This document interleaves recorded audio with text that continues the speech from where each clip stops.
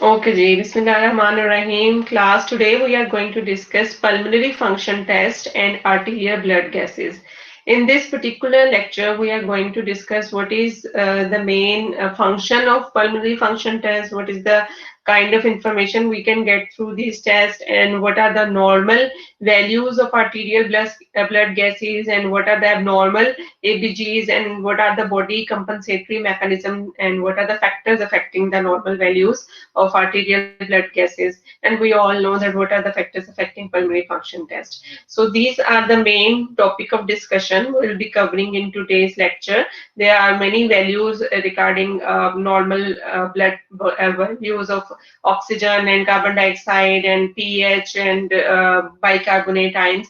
So you need to be well familiar with all of them to understand the particular relation between all these things, and between respiratory system and between your renal buffering systems. All will be discussed in today's lecture. So coming towards the pulmonary function test, we are well aware that spirometry is used to perform pulmonary function test. Actually, the main purpose of these pulmonary function test is to measure the ability of respiratory test system, that how much excellently or how much efficiency it has to perform gaseous exchange. So we can determine volume of the gas exchange, we can determine the flow rate, and we can determine the diffusion amount of diffusion of certain gases. So the pulmonary function test can be categorized as volume studies, as flow studies, or diffusion studies. So all of these give us very valuable information, but the normal values will be considered according to the sex of the patient, according to the height of the patient and age of the patient. It means that there are no set particular normal values. They are considered according to the patient's condition and patient presentation, and according to the patient health condition too. So all these are considered in determining normal values. So if we'll have performed PFTs and it is seen that patient is not within the normal range, then a particular operation is done and the patient is given a bronchodilator, and then the test will be repeated. If see if there is the once a bronchodilator is given, then there will be a brief period of break, and after that a further test will be performed to see if there is a significant improvement in gaseous exchange after taking the medication. And if there is 15 to 20% increase in PFTs after bronchodilators, it means that the bronchodilators can be included in patients' medications on a regular basis. So in this means, it means that even the pulmonary function test can be used to decide the medication of the patient, and whether the patient will be benefiting from the bronchodilator or not. So pulmonary function tests have multiple functions. I have already discussed many times with you people that it is very difficult to distinguish sometimes between the obstructive lung diseases and restrictive lung diseases and different pathologies. Even within those pathologies, like within the obstructive lung disease, where there are many overlapping features. So that way it is very difficult to sometimes make the diagnosis. So that's why we make the medication prescription after such kind of test, performing such kind of test to make sure that the bronchodilators are the therapy of choice for certain patients. So there is a term which is used, which is called anatomical dead place. Actually, anatomical dead place is the space within your respiratory tract which do not participate in the gaseous exchange. So this is these are the areas that only involve in conduction of air, but there is no gaseous exchange. Like you can know well that from trachea down to the terminal bronchi, there is no gaseous exchange. Beyond terminal bronchi and respiratory bronchioles in alveoli, there is gaseous exchange. So all the way from the trachea down to the terminal bronchi, which do not participate in the respiratory process and gaseous exchange, they are known as, all that volume of air will be known as anatomical dead space. And the volume of air consumed by this anatomical dead space is approximately equal to adult body weight. Like if somebody is having 60 pounds of body weight, then the volume of the anatomical dead space volume will be 60 ml of air. Like 60 ml of air will be occupied in these airways which are not participating in the gaseous exchange. So it is usually almost 1/3 of the tidal volume, and the rest of the volume, after the 1/3, 2/3 of the volume will reach the respiratory bronchioles and alveoli, and they will participate in the alveolar ventilation. So the thing is that all the air that is in the anatomical dead space, that is not participating in the process of a gaseous exchange. There is another term which is known as physiological dead space.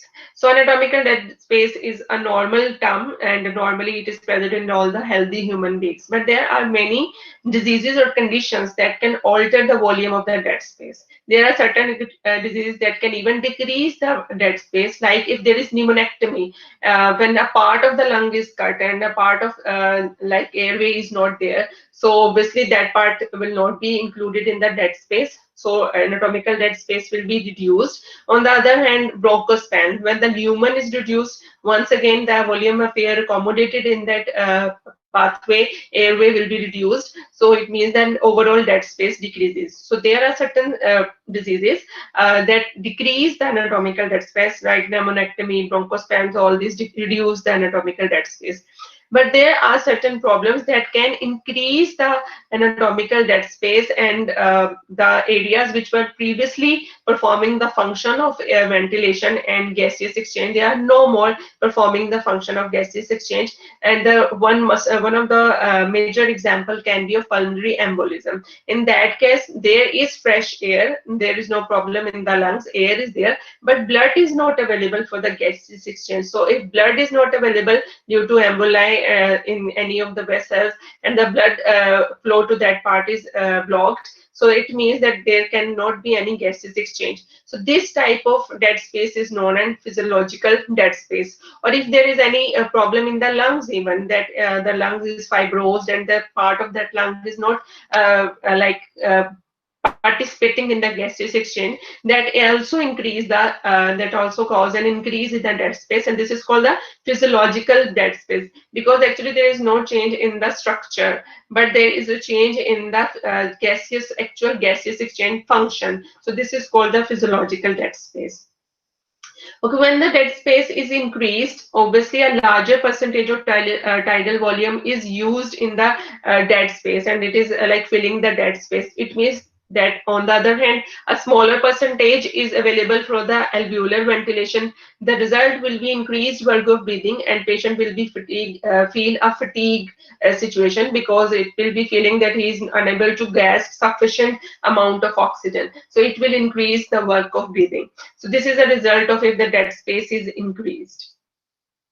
Okay, now there is a way which is used to make diagnosis of restrictive and obstructive lung diseases. So this is a very simple, we have already discussed that it is difficult to make a direct diagnosis. So an indirect way is like used to make the diagnosis. One of those is this through this chart. First of all, through pulmonary function test, forced vital capacity of the patient is determined. Now, I hope you remember what is the forced vital capacity, the maximum amount of air inside. Then it is seen that if the forced vital capacity is more than 80% of the normal value. Okay इसको जरा आपने ध्यान से समझना है, ठीक है. So be attentive. So it is saying that force vital capacity either it is more than 80%. There can be two scenarios.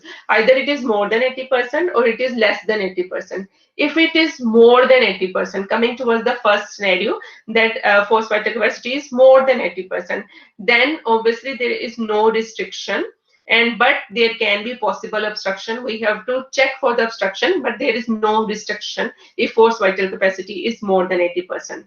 So the next part is to make a ratio of force expiratory volume in 1 second, FEV1, in ratio with force vital capacity. So if the ratio is more than 0.7, okay, so the another condition is set that the ratio of FEV1 with FEVC is same, and if this ratio is more than 0.7, if the ratio is more than 0.7, it means patient has no obstructive lung disease. The patient is not having any obstructive or restrictive lung disease in case. Okay, but on the other hand, if this ratio is not more than 0.7, it means there is obstruction. If the ratio, it means that if the ratio is less than 0.7, there is obstructive lung disease. So this is the first scenario where the forced vital capacity was more than 80%. Now coming towards the other scenario where the forced vital capacity was less than 80%, or it means the forced vital capacity is not more than 80%. So in that case, there is restriction. It means either the patient has restrictive lung diseases or the patient has obstructive lung disease with air trapping. That means emphysema. So in either case, if the FVC is less than 80%, patient will have either obstruction with air trapping or restrictive lung disease. Now to confirm between both of these, TLC, total lung capacity, is checked. So if the total lung capacity is more than 80%, so once again there are two results. One can be yes and the other can be no. If the total lung capacity is more than 80%, then the patient has obstruction with air trapping. It means kind of emphysema can be there. On the other hand, if the total lung capacity is also reduced less than 80%, the patient has restrictive lung disease. Okay, once again, summarizing this for your understanding, we'll determine the FVC in the first hand. We have two scenarios, either FVC is more than 80% or less than 80%. If it is more than 80%, the patient can't have restrictive lung disease, but we have to check for the obstructive lung diseases. To check for the obstructive lung disease, we will perform a ratio of FEV1 with FVC. If the ratio is more than 0.7, then the patient has no obstructive lung diseases, and if it is not more than 0.7, then patient has obstructive lung disease. On the other hand, if in the first instance FVC was less than 80%, then the patient has either it has restrictive lung disease or have obstruction with air trapping. So to confirm this, we'll perform TLC, total lung capacity, and if the total lung capacity is more than 80%, patient has obstruction with air trapping, and if TLC, if this condition is not fulfilled, no means TLC is not more than 80%, then patient has restrictive lung disease. So this is a way of making a diagnosis of restrictive and obstructive lung diseases. So next, coming towards the arterial blood gas analysis, which is called ABGs. Obviously, this gives an indication of acid and base balance, alveolar ventilation, and what is the oxygenation status of the body. All these are determined through ABGs. And approximately 98% of the metabolites of the body are carried in the form of carbon dioxide. Now, the carbon dioxide has the ability to react with water, especially at the tissue level. This reaction is performed. Then carbon dioxide reacts with water, and it forms carbonic acid. And the carbonic acid, this kind of symbol is showing that the process is reversible. Okay, so carbonic acid is formed, but the carbonic acid can further then dissociate into proton and bicarbonate ions. So these bicarbonate ions have basic nature, and this H ion has basically acidic nature. So the concentration of these two decide the pH of the blood. So carbonic acid, this component, which is the midway, this can exit either as a liquid or a gas. But it can when it is carried through the blood, then at the level of the lungs it can again change into carbon dioxide, and the other component will be the water. But this carbon dioxide can be then excreted out through the lungs. So in this way, the acid base balance is maintained through lungs in one way, that carbon dioxide is excreted out through the lungs, and the other way is the bicarbonate ions and hydrogen ions that can be excreted through the your kidneys. So there are two mechanisms active in the body to maintain the pH of the body. Once again, you have to remember this very simple equation, that carbon dioxide and water it is a reversible reaction. It can convert into carbonic acid, and carbonic acid can also convert into carbon dioxide and water. And on the other hand, carbonic acid can also convert into hydrogen and bicarbonate ion. And once again, this is a reversible process. The opposite can also take place. Now coming toward the renal buffering mechanism, I have already discussed that hydrogen ions and bicarbonates, they can be excreted in the urine, and they can also be reabsorbed into the blood. Both of these can be actions can be performed depending on the requirement of the body. So in this way, the normal homeostasis, to maintain the normal homeostasis of the body, the renal buffering mechanism come into action, where they can like either eliminate a bicarbonate or hydrogen ion, or reabsorb them into the blood to maintain the pH of the blood.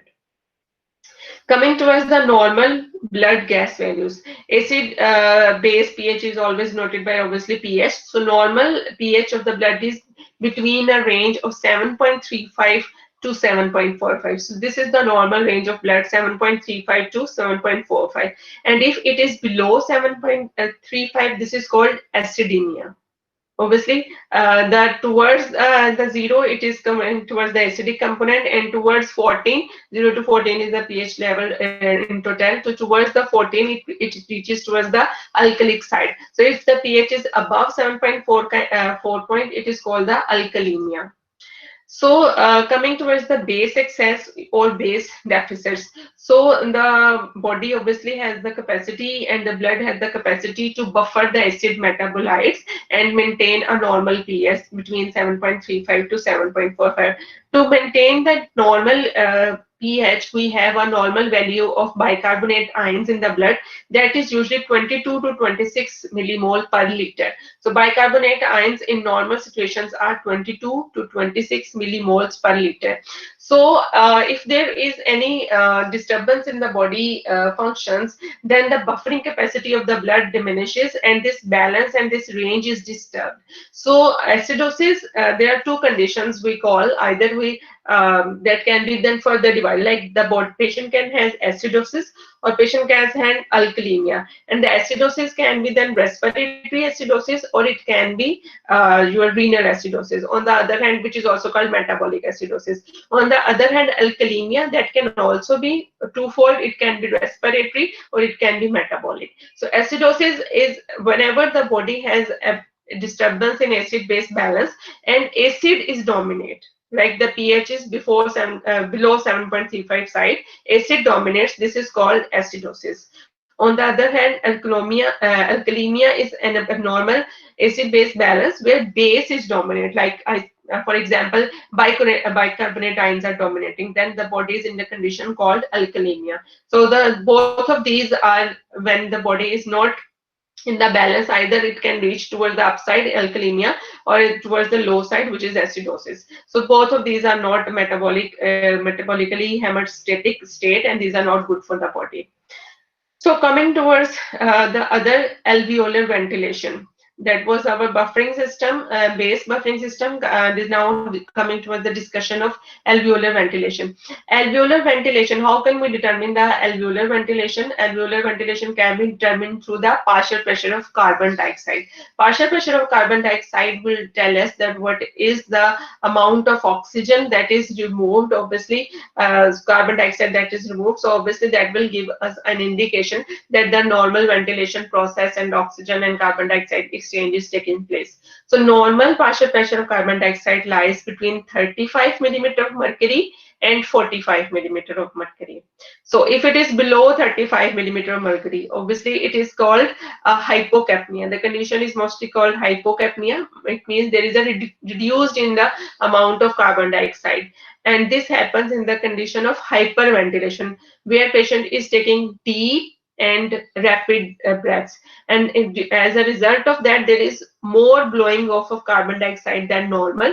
The result is that the level of carbon dioxide fall below normal value, that is 35 millimeter of mercury. So the level of carbon dioxide above normal value is also not beneficial for you, and below normal value is also not suitable for the body. Only body can work optimally in a homeostatic condition.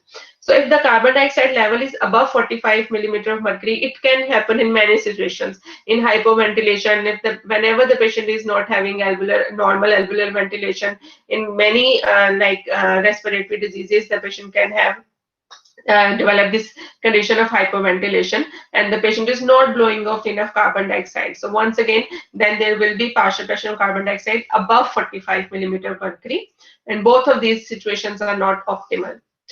Now, coming towards this was about the partial pressure of carbon dioxide. And now another indication of arterial oxygenation or ventilation can be partial pressure of oxygen. So the partial pressure of oxygen normal values are between 80 and 100 millimeter of mercury. I have already discussed with you people that oxygen saturation or oximetry or call another ways we call oximetry, that is another time, and that is in the form of percentage. That is 95 normal for that is 95 to 100. Like anything above 92 will be considered normal, but partial pressure of oxygen has a greater range. It is normal between 80 to 100 millimeter of mercury. So if it is below than 80, then we call patient as a hypoxemic. Like mild hypoxemia is called if it is from 79 to 60, it falls from 80 to it comes up to 60, then it is called mild hypoxemia. If it falls further down from 59 to 40, we called it moderate hypoxemia, and anything below 40 is considered as severe hypoxemic condition. So these are the normal oxygen and carbon dioxide values. So we have already discussed that there is a relation between body in the body to maintain blood pH between the respiratory system and the renal system. So hence there is a very important relationship between the pH of the blood and the partial pressure of carbon dioxide. Every 20 millimeter of mercury increase in partial pressure of carbon dioxide, the pH will decrease by 0.10. So it simply means that carbon dioxide has a acidic nature, and the increase in carbon dioxide will reduce the pH of the blood. So every 20 millimeter of mercury increase in partial pressure of carbon dioxide, the pH will be decreased by 0.10. And if for every 10 millimeter of mercury decrease in increase in the first instance, we were discussing in increase in partial pressure of carbon dioxide. So every 10 millimeter of mercury decrease in partial pressure of carbon dioxide, the pH will be increased by 0.10. So this is the relationship for carbon dioxide with the pH, and it clearly shows that carbon dioxide has a acidic nature, and if carbon dioxide increase, pH will be decreased, and if carbon dioxide decrease, pH will increase. So there is also a relationship between carbon dioxide and plasma carbonate. For every increase of 10 millimeter of mercury in the partial pressure of carbon dioxide, there is a decrease of 1 millimole per liter of plasma bicarbonate. We have already discussed that the bicarbonate have a basic nature, and they try to compensate if there is acidic component, increase in the acidic component. So here I would like to end the first part of this lecture, and I would like to ask you people if you have any questions regarding this part of the presentation.